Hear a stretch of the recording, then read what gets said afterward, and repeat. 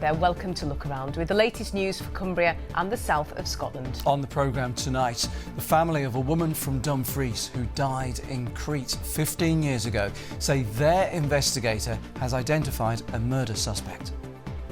We're going to do this. I keep saying to Mum, we're nearly there, and we've got your justice.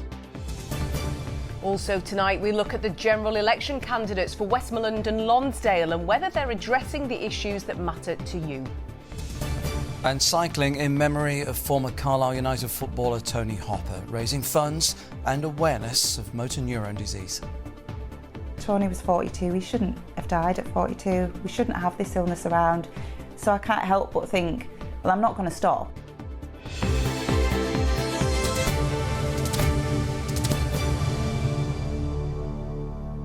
First tonight, the family of a woman from Dumfries who are convinced she was murdered say they now believe they know who did it. Jean Hanlon's body was discovered on the island of Crete 15 years ago. The family have hired a private detective to investigate. His evidence has now been handed to prosecutors in Greece. It's the latest in their fight for justice, which they believe they are finally on the verge of achieving. Matthew Taylor reports. It's been over 15 years since Jean Hanlon died in Crete. She'd moved to the Greek island to start a new life, but went missing and was found dead in the sea off the harbour of Crete's capital, Heraklion. Now her son Michael Porter says new evidence has emerged, which has led to the naming of a potential murder suspect in her death, after the family employed their own private investigator. It was very much like, what can we do that we haven't already done over the past, 15 years? And this was our last resort, hiring a private eye. So what has your investigator unearthed? Amazingly, he's compiled this 29-page report of factual evidence. I don't believe it was a random attack. So when you know all this information about the suspect, it's surreal because it was all in front of our very eyes. And it was in front of the police's eyes as well. And that's the most frustrating thing. Annoyingly and frustratingly, this person has only been interviewed once in the whole 15 years. Ms Hanlon went missing after an evening out in Heraklion in March 2009. Her body was found 4 days later. A post-mortem showed she had injuries consistent with a struggle, and her last text message to a friend read, "Help me."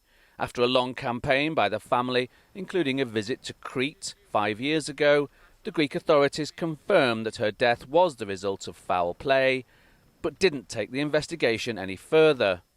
Now the family's private investigator believes that the case could be close to being finally solved. It's the first time that we have hopes. It's the first time after so many years.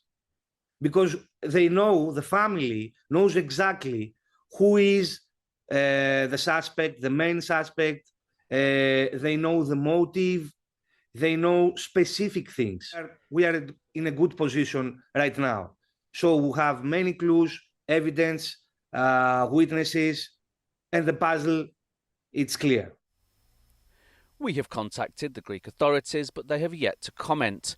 Meanwhile, this could be a new turning point in the search for the truth behind the mysterious death of Jean Hanlon, something that's given hope to a family which has been fighting for justice for a decade and a half. We're never going to ever have her back, sadly, and that's the sad thing. But maybe then we would be able to let her go and appreciate that she is gone and grieve properly. I'm 100% hopeful that, we're going to do this. I keep saying to Mum, we're nearly there, and we've got your justice. Matthew Taylor, ITV News.